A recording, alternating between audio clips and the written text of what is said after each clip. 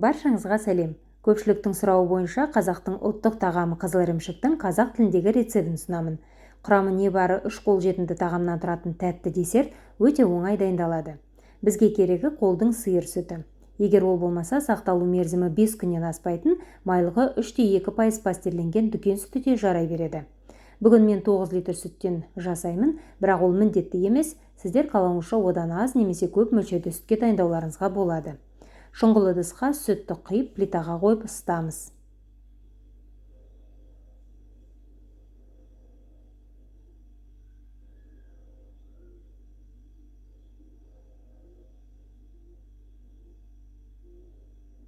Сүттің асты күйіп кетпеу үшін үнемі араластырып тұру қажет. Сүт қайнауға жақын қалғанда үстіне айран құямыз. Менде дүкеннің айраны, сақталу мерзімі 5 күн.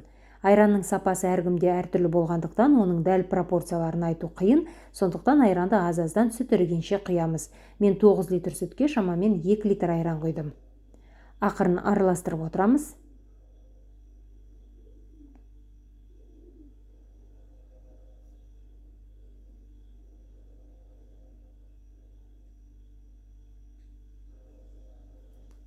Сары су әбден бөлінгеннен кейін араластырмаймыз.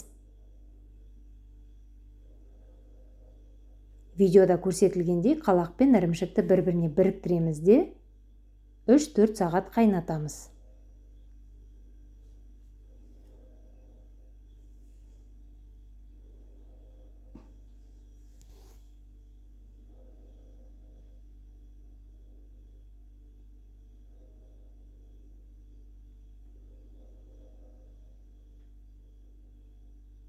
Үш жарым сағат өтті, сары су азайды, енді қант саламыз.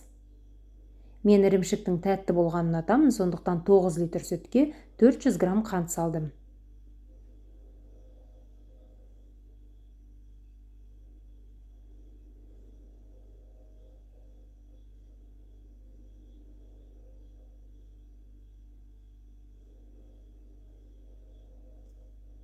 Тағы шамамен 30-40 минут қайнатамыз.